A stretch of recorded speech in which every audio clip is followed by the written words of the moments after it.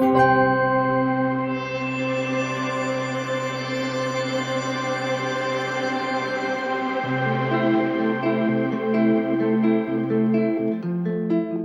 back, everybody. We hope you are satiated and feeling refreshed and enjoyed the food as much as us. So now we're ready to begin the Partners Forum meeting. So first point on the agenda is always the adoption of the agenda. We don't have a slide with the entire agenda. It was available to you online, but I'll read it to you quickly. So first, it will be the approval of the forum report number 7, then the annual activity report, the annual STC report, then the 4,000 implementation plan situation in 2023, and then comments and discussion and conclusion. So are there any objections or proposals for edits of the agenda? No objections? So I believe we can move to approve the agenda in this case. Thank you. So next is the approval of the forum report number 7. So the forum that took place in Sharm el-Sheikh in November 2022 of last year around COP. So this document was available to you online.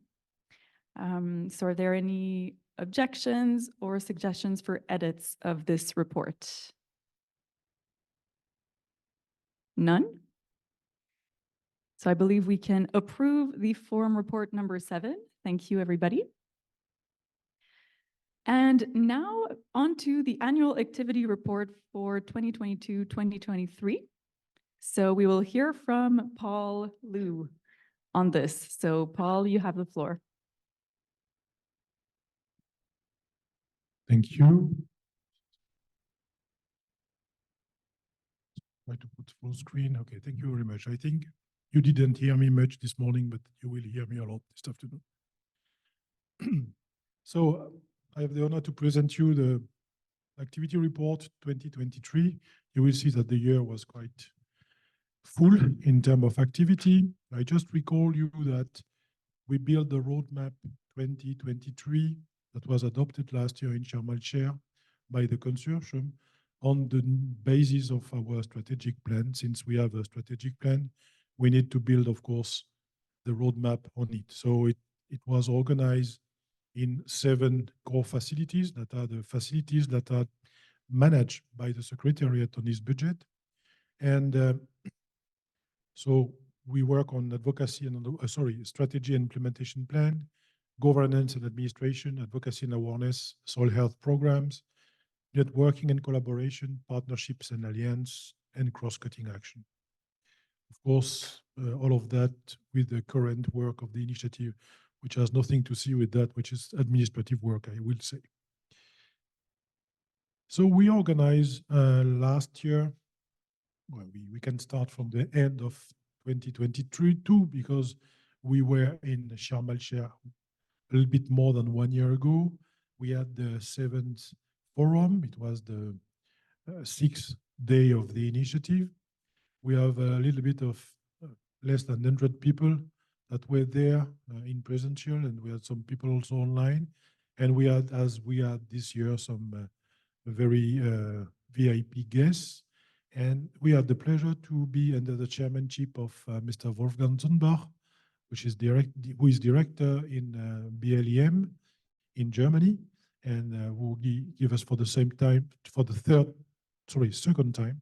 the honor to chair our meeting. It was the same in 2019 in Madrid. We had an inspiration speech by Helmi Haboulesh that we hear this morning, and he gave us more detail about the story of SECEM and how this economy of love idea came in his mind and how it is implemented in the field, which is very interesting. So I encourage you to look at the video of that day on our YouTube channel, and of course you have some element in our activity report. And there were some presentation from the World Living Soil Forum held in Arles in June 2022. Also some word from the Cash Coalition and the coalition on agroecology, and also some result of study of for meal perspective of in overseas department. And the theme of the whole day was healthy soil for a healthy planet. So in the afternoon, we had the 8th meeting of the consortium, who validate new partners and members, and also the activity of the Bureau, who was very active the previous year on the implementation plan and the implementation cycle, sorry. He worked on the replacement of the STC members and the Bureau members as well. So we had some presentation of the STC and the consortium validated the roadmap 2023 and the budget 2023. So sorry, there is a small mistake. It's not from end of 2021, it's the end of 2022. Try to correct all, but I always keep one mistake. So we also organized last year the STC meeting. We had one in Helsinki in Finland. It was hybrid in Finland and online, because we give the opportunity to the STC member who were present to follow the North Europe meeting that you had some conclusion just before lunch presented to you. They prepared the STC activity report to the forum that will be presented after this presentation. And presently, the STC is still having his hybrid meeting here in Dubai. They started on the 4th, and they will continue on the 7th and the 8th of December to finish their 16th meeting. As it was presented by Beata this morning, the STC work on the policy brief on the role of soil in resilience to climate trend to food and water for policymaker, and it was making public before the COP28. They also, STC commented the EU soil monitoring law with the scientific community. They joined their voice to the other scientists to make some remark on the law proposal. And we continue the collaboration with the Global Soil Partnership. And we had the 5th call of project for formative assessment that we received 9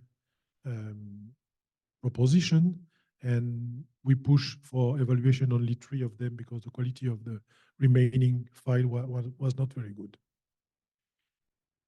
In terms of implementing the strategy 2050, so in addition to all the progress that we made on the core facilities, which is the basic work, I would say, of the Executive Secretary, we had a nice progress on the A5 task force, and I think we will come back on that during the consortium, but it is very, in the following part of the forum.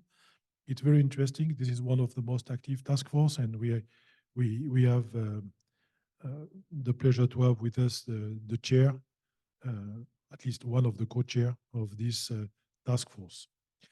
And we had also some progress on the task force for F1, which is the twin regions that is led by Marc Bernard, who is not with us today, but it makes some interesting progress in trying to refine the concept note, which is not so easy, as he noticed that it was not so easy, because even if the town or the cities are wishing to collaborate, when it comes to the real activity, it's more difficult to implement. Concerning the Bureau meeting, we organized as a secretariat, 6 meetings since November 2022. So they validate an application of new partners and members that they will be validated also at this time by the consortium later on this afternoon. We have to regret the deceased of Mr. Molobali Samake, who was member of the Bureau, elected to represent NGOs, and he passed away in April 18.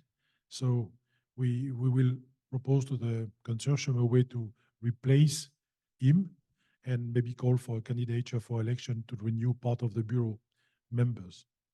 The Bureau also discussed and proposed a mechanism to replace Vice President Gabriel Bastien. We will talk about that in the consortium, and we will explain why.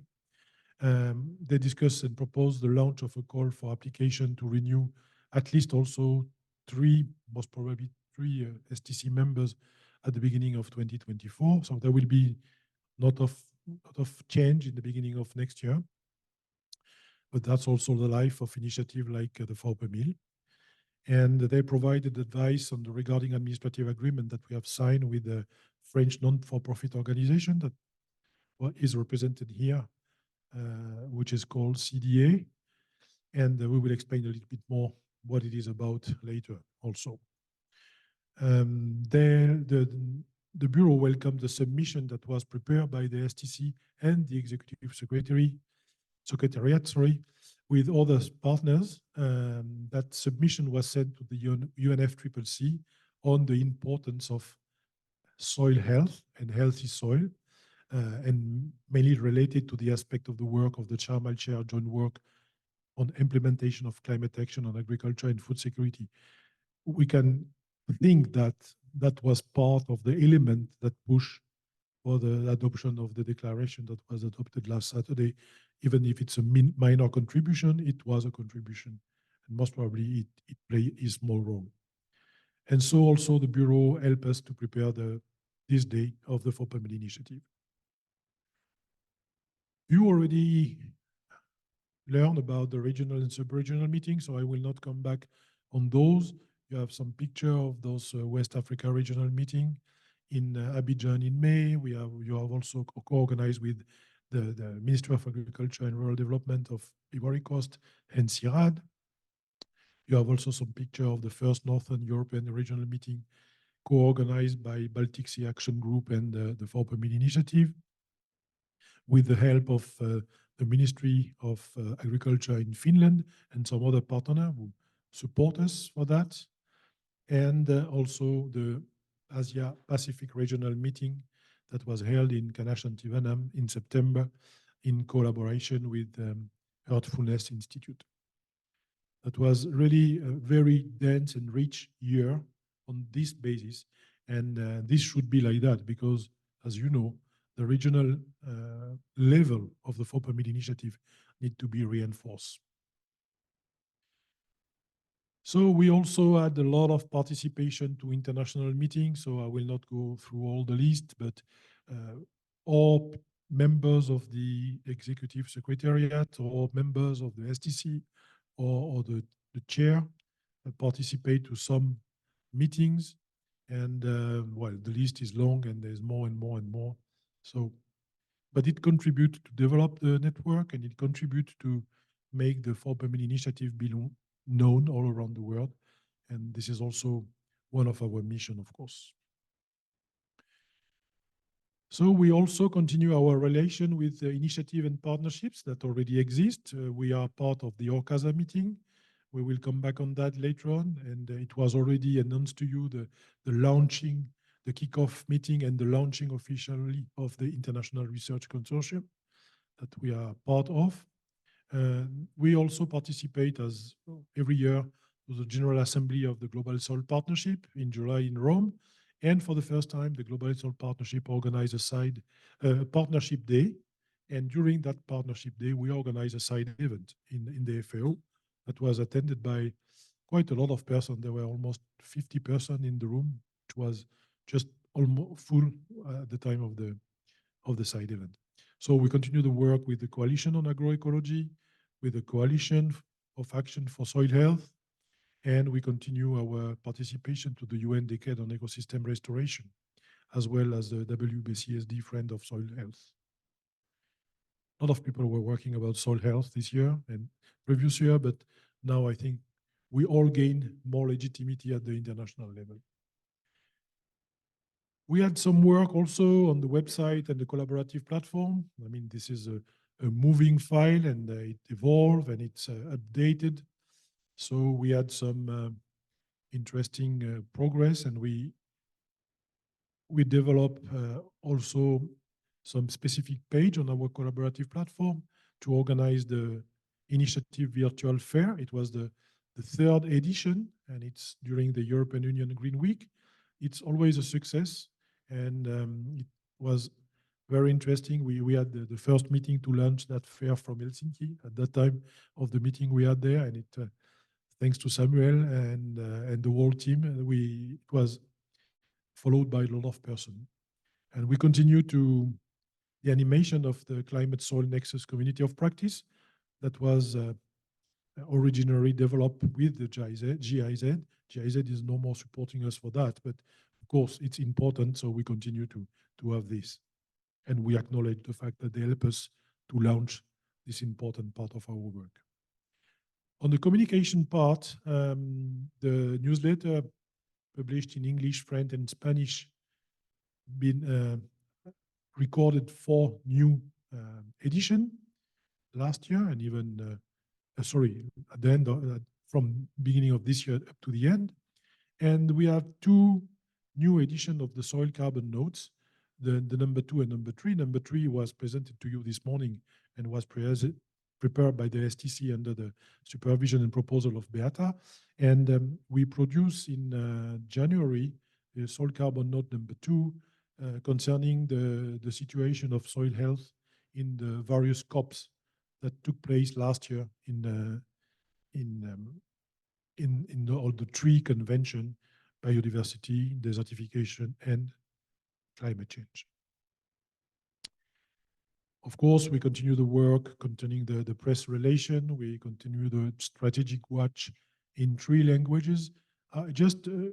If you don't know that, I mean, every week we are releasing a press review concerning not only the 4 per mil, of course, but the subject that interests us: soil health, agriculture, environment, orientation, and so on.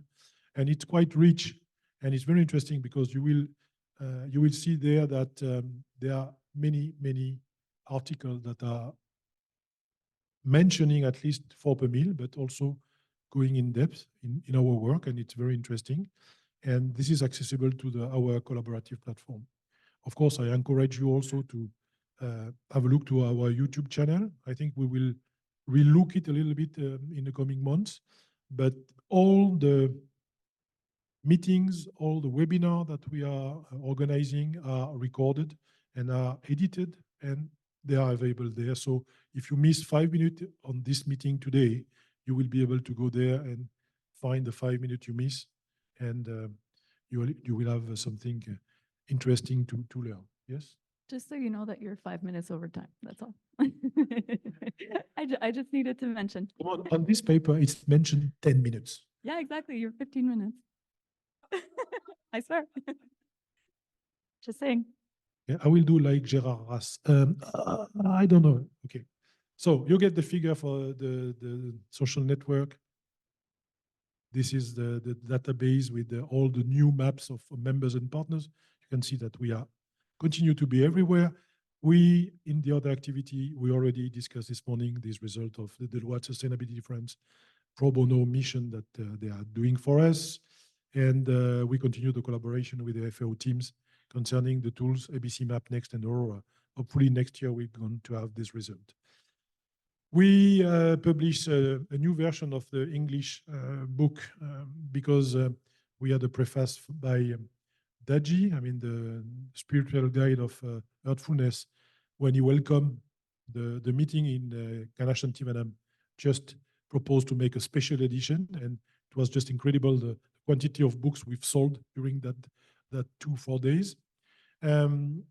We received 2 internships. One was working on the dashboard, and I will come back on it. And the other one was working on the process with Earthfulness Institute of Ecosystem Restoration, and it will be available at the beginning of next year. We had several administrative procedures that were signed. The Memorandum of Understanding with the Center for Development of Agroecology, CDA, for this question of funding, and we will come back on that. We signed a memorandum with Earthfulness, we signed a memorandum with farms, and with Deloitte in order to have this. So this is just an overview of our partners and members this year. The figure of the year before the consortium, we have 783 partners, and among them 346 signatories. The chair remained the same up to now. Budget and finance, I will come back on that. We validated a budget of 1,000,014 euro, and unfortunately we got even less than half of that. So we spent last year 371. When I say last year, sorry, it's this year, 171 kilo euro, and we received funds from France, from the Ministry of Agriculture in France, the Ministry of Agriculture in Spain, and from ERD. And the Ministry of Agriculture in France, Spanish one and German one, continued the secondment to provide the team of the Executive Secretariat, except Beatrice, which is paid by the budget of the initiative. Well, I will come back on this figure later on, but we have very few little money remaining from this year to next year. We anticipate that it will be less than 40,000 euros. So we will need your support to being able to continue our activity next year. And that's why we will call on the financial support for the coming year. And this is a small organigram actualized of the 4 per mil executive secretary. So you will find this presentation on a first page on the 4 per mil day page. And if you want to refer to that and know the name of all the people that compose the executive secretary. Sorry to be long, but it's the activity of 1 year, very dense year. Thank you.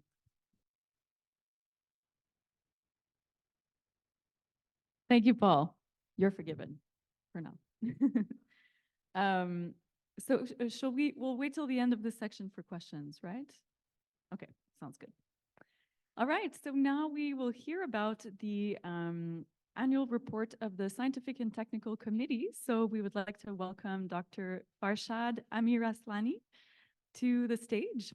So Farshad is the co-chair of the 4,000 STC and assistant professor at the University of Tehran, Iran. Welcome, Farshad. Thank you very much. Hello, everyone. I'm sure it's not the best time to describe our activities at kind of lunchtime, but I will start with some and perhaps practical example. A few days ago, I was in a restaurant while I was waiting for food order. I was seeing some scenes regarding the food waste, actually. So I'm connecting those notes coming from colleagues this morning that 95% of our food coming from soil, and also lots of funds being subsidized for food productions across the world. And in the meantime, over 1,300,000,000 people are hungry. It's based on the FAO report. But in the meantime, 30% of the food is being wasted. So if you are going to do something for soil carbon, then we must have a kind of considerations for a food system as a kind of overall system. So by this example, I will start my activity report. I'm part of 14 scientists across the world, except me. All of other members are great scholars across the world working with that. So we have been with, some of us have been with 4 per thousand initiative over the past 7 years. Some are new, so we need to recruit and replace some of them. Next, please. So we had 2 physical and online meetings. The 15th meeting was held in Finland, and the 16th was held in Dubai, which is this one.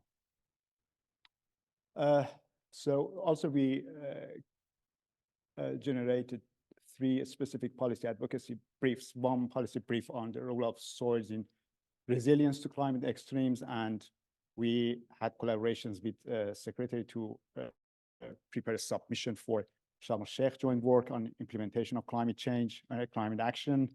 And also we signed a joint report for preparing by the EU on soil monitoring and resilience directive. So that was the 3 specific policy advocacy we did.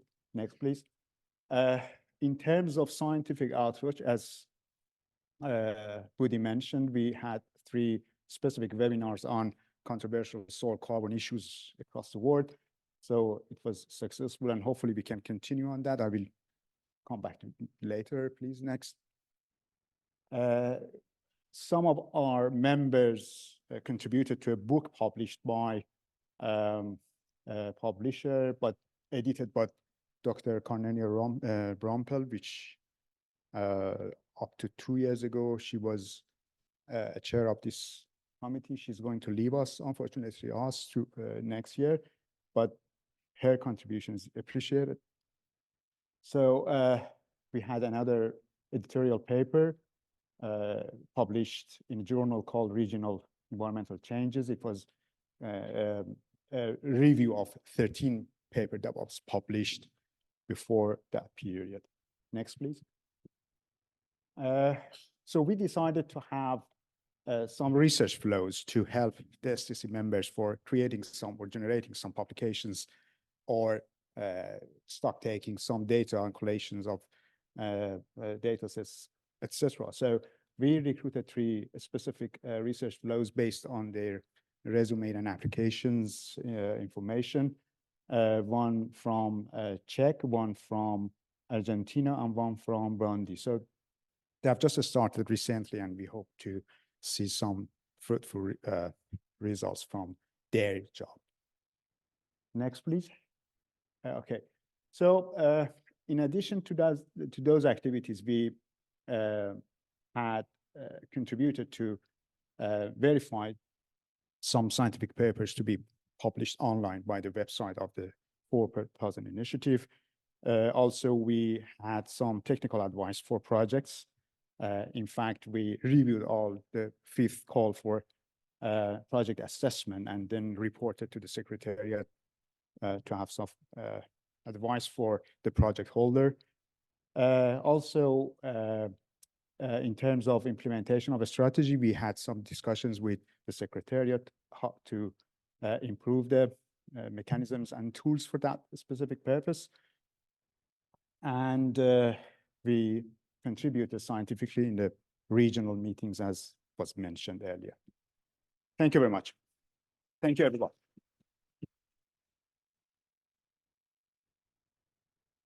Thank you, Farshad. Thank you very much for this. Okay, so next up, we will hear about the 4,000 implementation plan, so the situation in 2023. And first, we'll hear from Paul again to present us the dashboard draft. So off to you, Paul. So as I told you before, we received an internship in the Secretariat with Léa Pomarède. She was already there last year for 1 month just to see what we were doing. She was learning, and she came back for 4 months in order to help us to establish the draft for a dashboard and try to gather the main element that we'll be able to aggregate in order to have this dashboard. I recall you that the dashboard is the F3 objective of our strategy. It means that we need to give reflection of our action. So the dashboard was built using the website called Prezi, but I didn't use that to make that presentation because sometimes you get some vertigo when you use Prezi because it turns a lot if you want. It's very nice to design things, but I just give you a static view of it at the moment. It's organized in 4 parts. That's came our conclusion with Léa on this.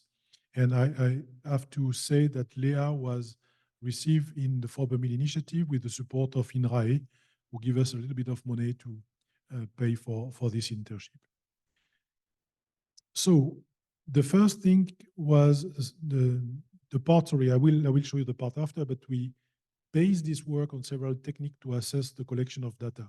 First, we proposed the collection of data via database, the one from FAO, the one from special organization. I will come back on that part, mainly for agroecology purpose and some specific agriculture. We sent a qualitative questionnaire that was also sent to INRAE because it was first a proposition from Jean-François that made in Glasgow 2 years ago to work on that. And we proposed to them a questionnaire to send to the government official of the member and the partners country of the initiative in order to have their vision about what is for them the carbon sequestration and soil health, and also the action at international, national, and subnational level for them, and action in terms of research and education on soil health. So, to be honest, we receive very few answers to that questionnaire. When I said very few, is not to say less than 10, which is very disappointing. That pushes us thinking that maybe this is not the best way to collect information, because if you want to collect information to each country that you never receive an answer, that will be difficult. So we decided that we need to put emphasis on the collection of data that are already available in some other database and using that for our work on the dashboard. So the first part of the dashboard will be something very factual about the members and the partners of the initiative. So you will have a map. So this is a presentation. It's not the final presentation. It's just the composition, of course, and the proposal. There will be, so by region, sub-region, how many members, how many partners are there, what categories of members and partners, which college, and within a college, what kind of partners and members we have. For instance, the College of Research Institution and Education, then there will be school, there will be university, there will be scientific institution of research, and so on. So more detail about our members and partners, where they are and what they are doing. The second part will be trying to give some figure about what we push hard, which is the agroecology, because we consider that this is one of the way to get better soil health. So in that part, we would like to rely on database that are available country by country, because the comparison is interesting. And we try to aggregate question about conservation agriculture, organic agriculture, biodynamic agriculture, regenerative agriculture, permaculture, holistic grazing system, agroforestry, well, all kind of agriculture that can compose agroecology, and aggregate those data in order to be able to bring for the first time some evaluation about the percentage of agricultural area in each country that are under agroecological practices, which is very difficult to define if you are using the principle defined by FAO. So on that, we had some figure that were presented in the book, Farmers of the Earth in the End, and at the level of the world, we quantify the quantity of the surface of the agroecology as about 24 to 30% of the total agricultural surface, which is not too bad. It's not ideal, but it's not too bad for a start. But it's just a starting point, so we need to be better, and that is why this kind of tool could help comparing country by country, even if it's difficult to compare a country. The percentage of agricultural area is, I mean, there is no harm in that. The other one, the third part of the initiative, that would be on the initiative action, about the number of mention of the initiative in the medias, the number of soil health in the medias, publication every year or incrementing. We have the number of participation in international events for the team.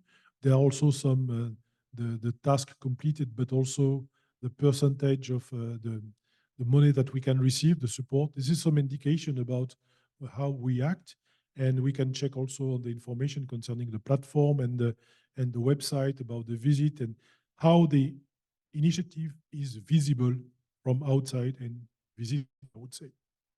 And last but not least, which is an important part of the dashboard, will be where we are in the implementation of the objective of the strategic plan, because we have, I recall you that we have 24 objectives, and for each objective, we have a baseline, and we have a target 2030 and a target 2050.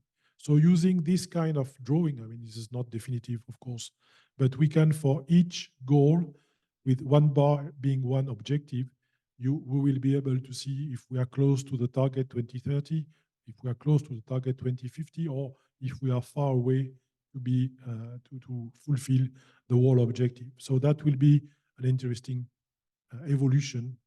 And altogether, those 4 parts will compose the dashboard of the strategic plan. And I think it could help people who don't know the initiative or who are following the initiative a good and clear view of our impact, our work, our network, and how we implement the strategy. Thank you.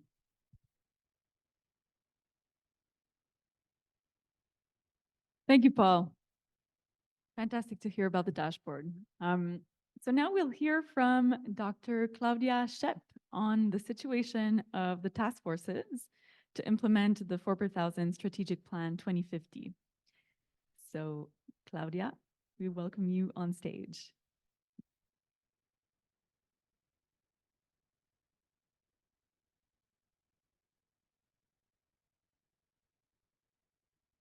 Thank you very much, Gabrielle.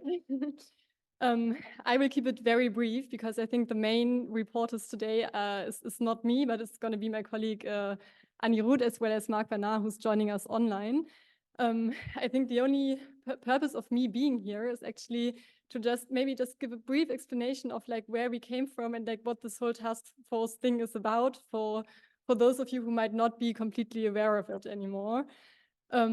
So I guess all of you are aware that like the work of the initiative is centered around the implementation strategy, which was developed during a long process over 2 years with over 128 experts involved, so that we have like a common strategy to orient all our actions, but which can also serve as like a global reference for actions which need to be taken on soil health globally. And Marc Bernard was one of the main people developing that strategy back then.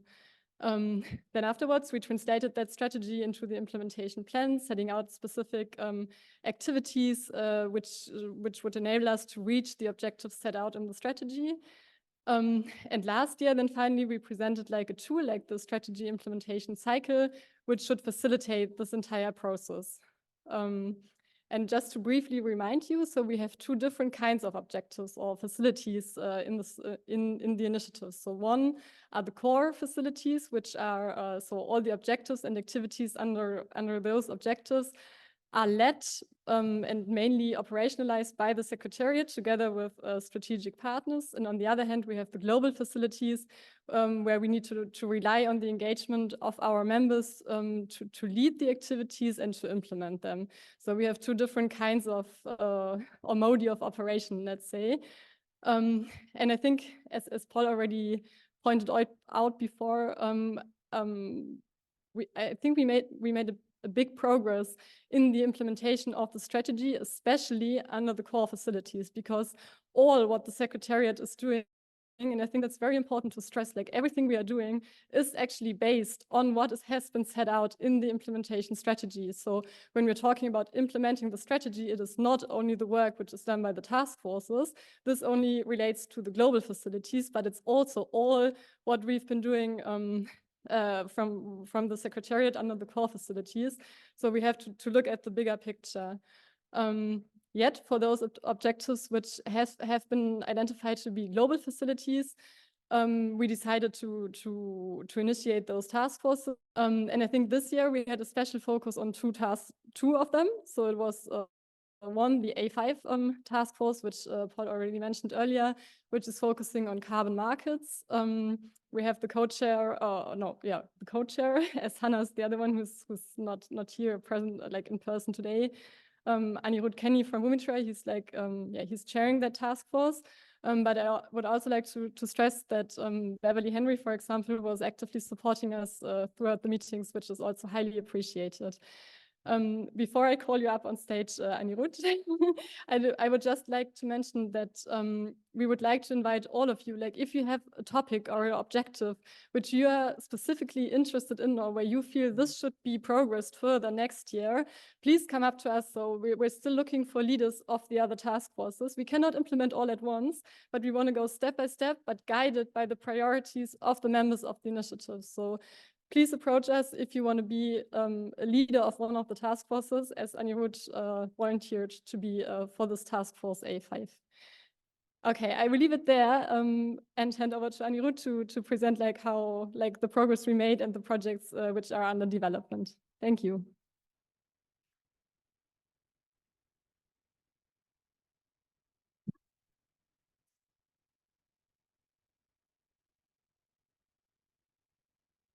Yeah, thank you so much, Gloria. Appreciate that. And I didn't know Dr. Beverly was here.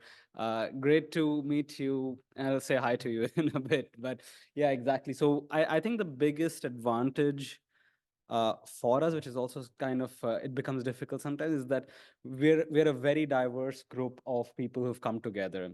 And not just in our experiences, but also in the various time zones that we live in, but more important, the perspectives that we bring, right? So, I mean, for example, we have scientists, we have project developers in different parts of the world. Like I remember during our last meeting, we had somebody who was doing an amazing and interesting work in Taiwan, right? So we have all of this expertise and different perspectives coming together. And I think that's very important because since the morning, as we've seen, I think partnerships are key to building up the soil carbon space because the potential is there. So with that, I think I'll just give you the basics of what we're doing and of course where we are headed over the coming quarters. And have a deliverable.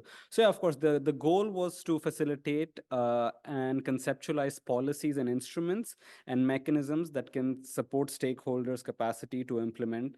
How can carbon markets be facilitated, or how can they work for the farmers which are there? And I think one of the core challenges which we identified were that carbon markets are, even as of today, we are at COP, they're not attractive enough for farmers to move to that next regen practice. They're not attractive enough for the rancher or the herder to go to adopt rotational grazing because inertia is a very tough thing to get rid of. We've been set in our ways for a long time. And that's because of a wide variety of reasons. I know we had a very interesting session on the MRV aspect. That was identified as one of the key barriers which exists today, which we all need to come together and solve. The market is very, very opaque. People operate in their silos. Data sharing isn't something which is done freely. That's for various reasons, but I think the MRV, as it develops over a period of time, is going to solve that because having digital systems is the only way that we can scale this. Because as I've mentioned probably earlier in my presentation, is that soil sampling is very important, but to do it at the scale at which we want to, gigaton level scale, it'll be very expensive and prohibitive.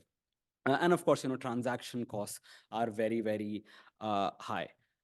And yeah, and I mean, to the buyer's side, right? To the buyer's side of things, or okay, let's talk about the farmers first, is that there are unrealistic expectations from them. And we can't expect, the world is a very, very large place, and we can't expect only one certain type of methodology to apply to everybody, right? We need to have some amount of localization that takes place. So the soil carbon space, as per my limited experience, sort of moves on sort of an exclusivity that only a certain set of farmers can come into the platform. So we need to try and change that, and I think that's what I'd like to introduce our sort of core objective over the next quarter or so, is that we are developing a joint policy paper, or a paper where, and the title is still being worked out, so please don't thrash us for this, but it's like enabling carbon markets to work for the farmers, right? How can we develop the framework so that every farmer who is doing an additional practice, right, who is going above and beyond, that they can get access to this finance? We hear every day today, right, over the past week, that there's so many billions of dollars which are being deployed. How can this reach the farmers in the Makweni County? How can this reach the farmers in Jharkhand in India, or any of the other countries which really need, or any of the other farmers which are, by the way, very, very critical to our food supply chain and food security? but also, to help the world achieve sort of our 1.5 or 1.5 degree target. Yeah, and another reason is, why soil carbon hasn't been sort of front and center is because the finance has to flow, but somebody has to buy this carbon. So now we have the voluntary market, you have the compliance markets, and then of course you have now, which I hope will be strengthened over the next few days, I guess, will be the Article 6, which is there. So everybody's sort of playing pointing the finger at each other. The buyers in the voluntary market say that, oh, we are unclear as to what's going to happen in Article 6. What if I buy 3 million tons from you and tomorrow the government says it's not valid? So we need this is what the policy paper is going to do, is going to make a wide variety of stakeholders aware that these are the reasons that the market isn't really scaling up, and what can be done, more importantly, for it to scale up. And also, I think soil carbon, as per again what we've seen through our experiences, that is much more than a ton of carbon. The co-benefits associated with improving a ton of carbon is far superior. Food security is the first thing. We can ensure food security. I come from a country with 1 billion plus people. It's 1.4 billion right now, right? So food security is paramount for us. And our soil carbon levels in India are down to like 0.3%. It's very, very scary, right? So food security is number one. Water savings, the biodiversity aspect, which is there.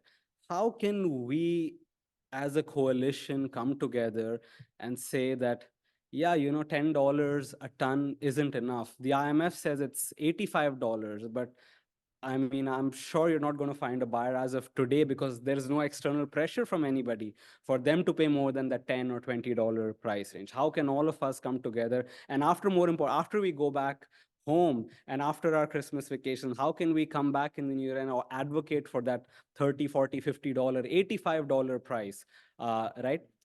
Because it's not only about food security, water, biodiversity, it's about the livelihoods of the people who provide food on our plates on a day-to-day level.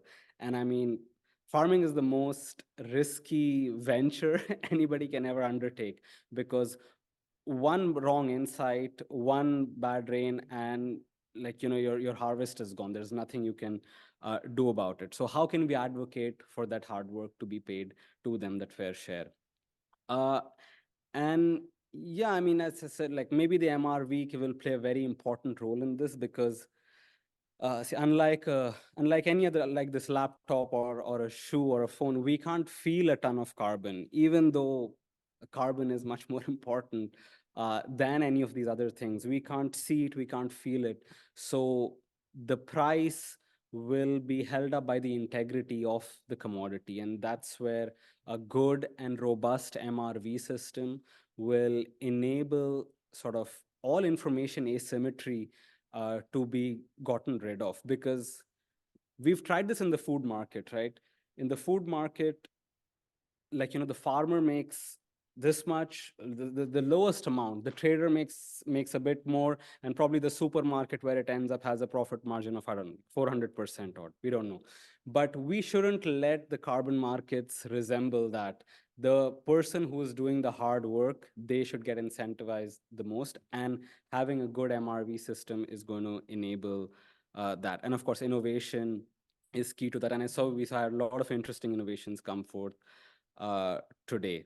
And yeah, finally, I mean, I think it's when we're in these negotiations, right, which are happening as we speak, people tend to negotiate what's front and center on their mind.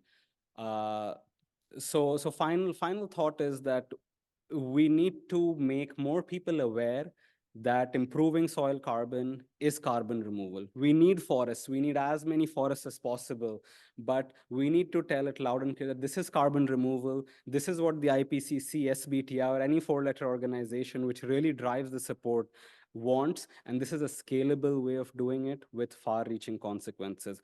I hope that's good on time, and yeah, thank you so much. I appreciate all of you listening in. Thank you. Thank you, Anirudh. Thank you very much for this. Wonderful. So now we will open to apologies for this. Yes, of course, there's still Mark, just in a different order than on my So now we'll welcome Mr. Marc Bernard, who will also speak on the task forces. So Yeah. Hello, everybody. I'm welcome. happy. Yes. Now, we made, you must know that F1 is not supported by funds from, it's a completely voluntary basis that I'm doing this. So these are the activities that we have undertaken this year, over the past 12 months. We formed a group of pioneers, basically people from Germany, the Netherlands, and Benin, West Africa, and some people in Africa spread out. So we discussed and refined the concept, and we made a website, twinregions.earth, that you can all visit to learn more about details. I'm not going to represent what Twin Regions is about. So we actually, to be very clear, very brief, it is about bringing together high emitting communities with low emitting communities with a high potential for carbon removal, and make them collaborate to make optimum use of financial and natural resources to remove carbon. Now, that's what we did the first step. The second was we contacted Kwande and Kopago. Kwande is a large community in Benin, about 4,500 square kilometers, and Kopago about 800 square kilometers.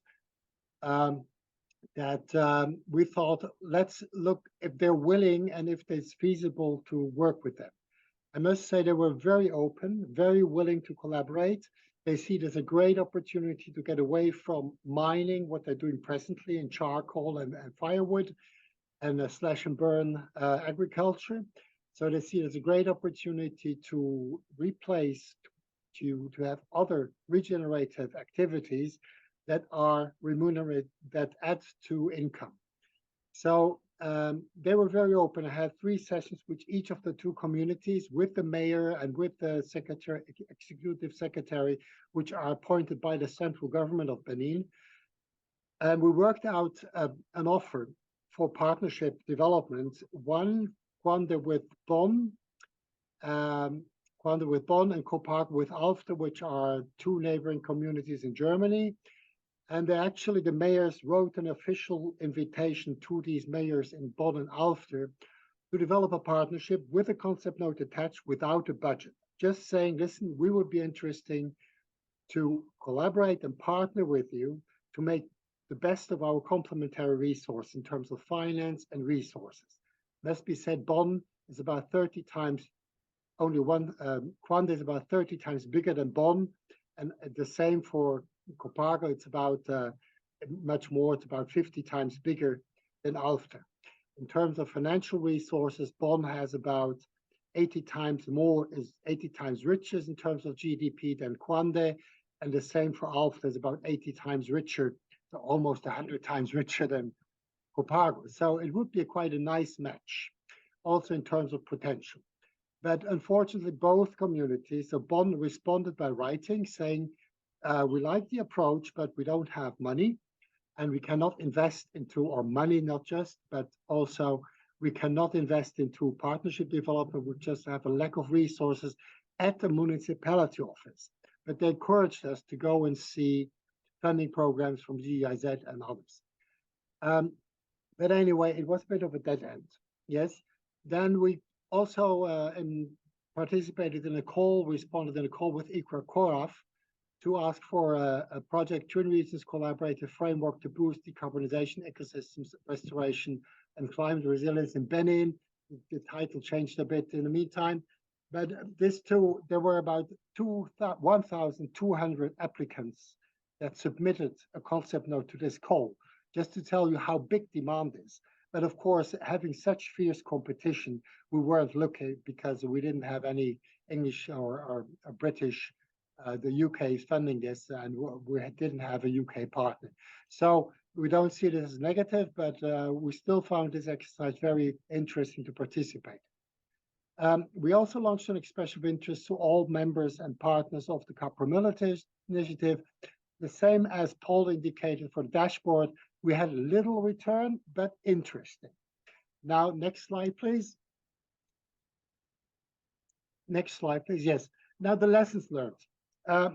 We were really amazed about the positive attitude of the stakeholder representatives and the local authorities in Benin, and we continue to work with them. The second thing is to initiate. What we learned is, because it's the third time that we're approaching, we also had Le Foll and Le Mans trying to approach them. We feel it's very difficult for the local authorities and in high polluting regions and rich regions to actually take this on board of their policies. They're all tied up. They have budget constraints in Le Mans, Bonn, and Alster, and also resource constraints, human resource constraints, actually, to get engaged into this partnership building. So we really feel it will be very difficult to make this direct partnership building between municipalities. This is something we just have to acknowledge. What we intend to do, however, is not to stop with Kwanda and Copago. Together with them, we intend to start a progressive approach by being much more modest in our expectations and having an entrepreneurial approach. So really making, maybe the next slide, the last slide. So the business idea we have is actually to establish a trust fund where people who are willing can invest for carbon removal of their personal carbon pollution. So somebody takes a flight to Benin and he knows I have put 3 tons of carbon in the air. He can drop $300 in this trust fund. It will be blocked. And then we would use these funds for commissioning territorial authorities, which are smaller subunits within Kwanda and Copago, actually the sequester to remove carbon by protecting square kilometers. We would monitor that with satellite and ground truthing, and it will only use the funds from the trust fund once the carbon was removed. So that would then allow the people protecting these areas to be paid. And then, of course, the second fifth would be impact assessment. So this is just an outline. We're going to work on a business model on this and then a business plan during 2024. So it will be a participative development of this business development with the communities in Kwanda and Copago. We will start small. Even personally, I probably will invest a little bit of money in that because I know that I have quite a big carbon footprint in my lifetime. So I'll also try to live up to my responsibility and provide funds for the carbon trust fund. Yes, so, and we'll start small. So I go and see these people and say, listen, I'm a potential demand for carbon removal, but what are you going to offer me in exchange so I can be sure that the carbon I have emitted was removed again? So that's a bit everything I have to tell. So this business idea is a bit with the way forward for 2024. Thank you. Thank you very much, Mark, for this. Really appreciate you joining us. So now we'd like to open up to any questions anyone might have about what was presented. Yes, JK. Could someone please pass a mic to JK? Thank you.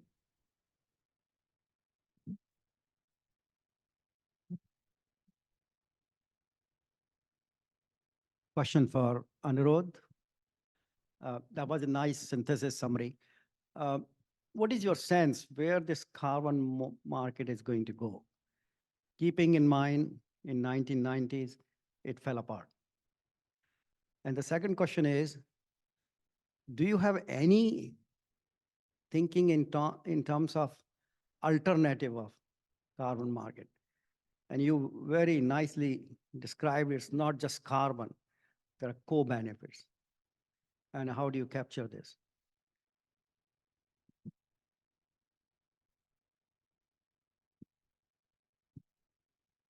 Sure, great question. And it's not only the 90s, but in the 2000s as well, it fell apart after the financial crisis took place. And that was mainly because for a lot of reasons, but one of them being that the quality which was assessed for the ton of the carbon, that was very, very subpar, and only sort of the top of the ladder of the carbon supply chain ended up getting those benefits. Now, we've progressed quite a bit since over the past 10 years, right? In terms of technology, in terms of our awareness. So I do believe that this time is going to be different because I think we as people have started caring more about the climate than we did 10 years or 20 years ago. And I hope that this momentum will only continue. What are the alternatives? So, I mean, there are a couple of other alternatives in the voluntary framework today. One could be an additional layer of certification, which includes climate, community, and biodiversity. But I think that's too few.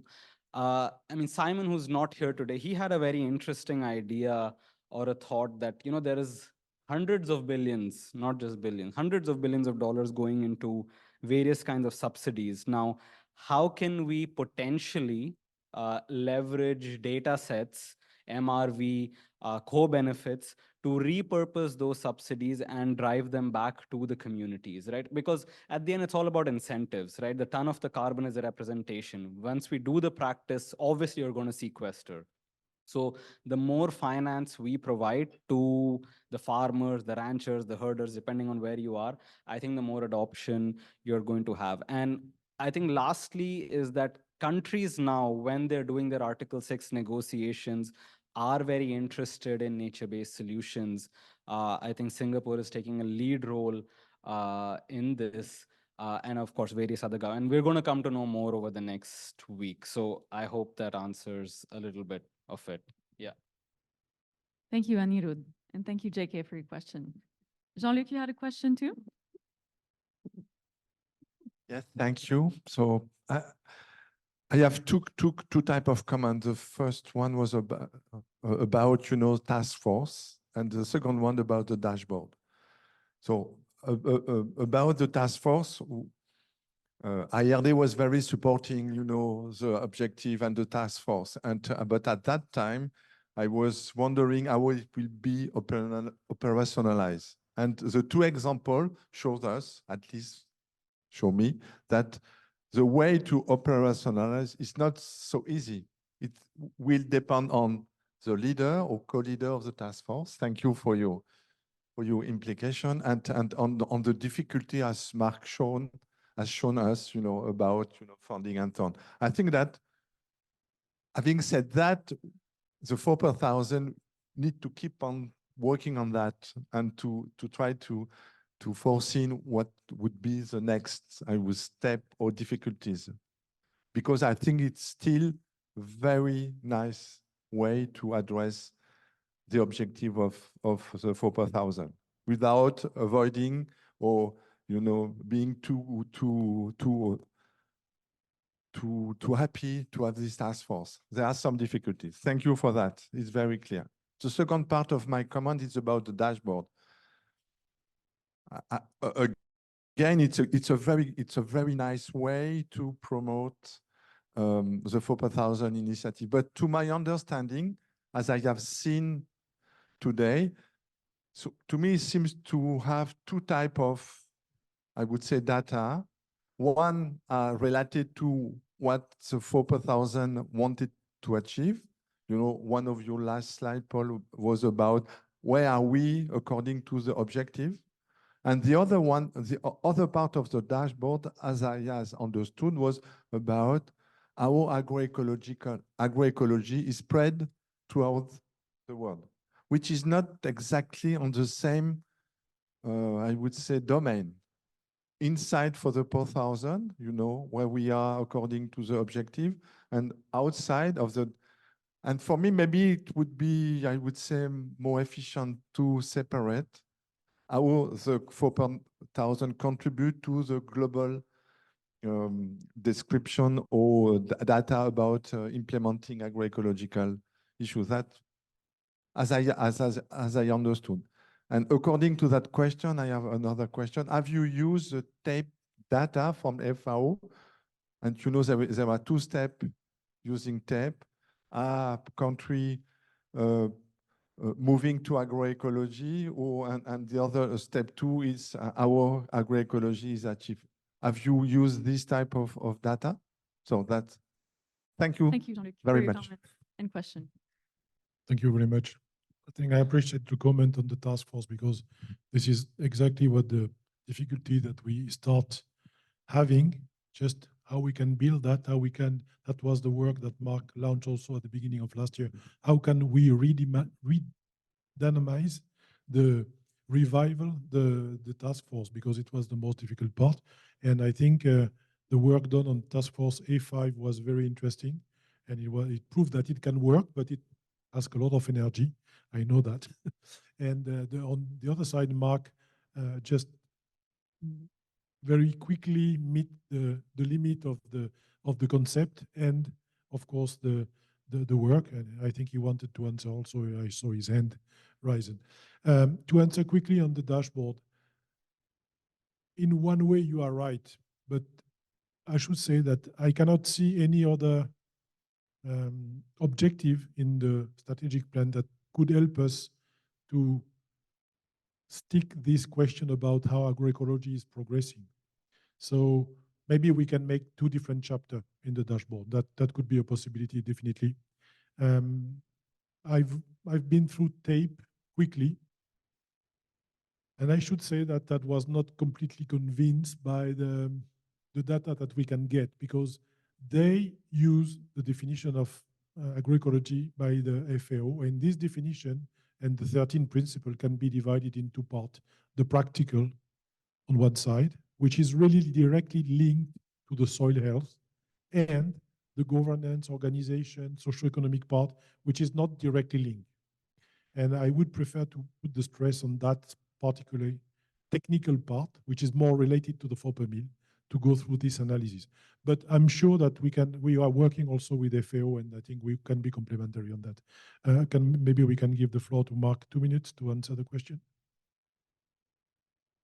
Yeah, just very briefly about the task forces. Now, I think we're still following the SIG. We're a bit slow. And it was a bit of a setback that our original approach to develop a standard procedure that could be copied by others, because that could be copied by others to establish twin regions in other countries and other regions, that didn't work out. And it worked out from the side of the offer. Let's put it the sub-Saharan Africa at least, and so tropics and subtropics. I think that is not the problem. The problem is that the exploiting regions and those that are polluting this globe, they're tied up in so many different policies, and it's as if they don't want to use this opportunity. So it is very difficult to get through and to turn that. Now we're trying this business approach now, but again, this will be done with the partners from the task force. So we will ask people actually, once we have an entry point, we say this is going to work in a detail, in a small scale, having the MRV people in, the carbon markets in, the other task forces in, that's the role of a cross-cutting task force, then it will come. At the moment, we're just about 10 people working on this, yes? And we're working very much with a stakeholder, with all stakeholders, not just scientists. So we're very much working with people on the ground. So that's, I think, is different from A5. We're very much working with farmers, with stakeholder groups and local authorities, because I think this is, if it doesn't work at that level, it will not work at higher levels either. So it doesn't look big at the moment. But I think without having clarified the small steps at the ground level, you're not going to make it at a higher level. Yes, so it's a very different approach. We're not thinking, it's not an academic exercise. It's really very practical. And of course, I would love to have more time and resource to share this a bit more with the task force members, but also with the other partners of Capromil. Yes, but I will just be stubborn and continue, of course. Yes. And I think the business idea, I was up there just 3 weeks ago with the 2 communities discussing with, they very welcomed this idea. They had the same feeling from the feedback they got from Ulster and Bonn that we need another approach. Okay, but we continue. Thanks. Thank you very much, Mark. And thank you, Jean-Luc, for your question. So this concludes our Partners Forum meeting. So thank you, everybody, for your contributions, your presentations, and the discussion. So we're now ready to move to the consortium of members. you.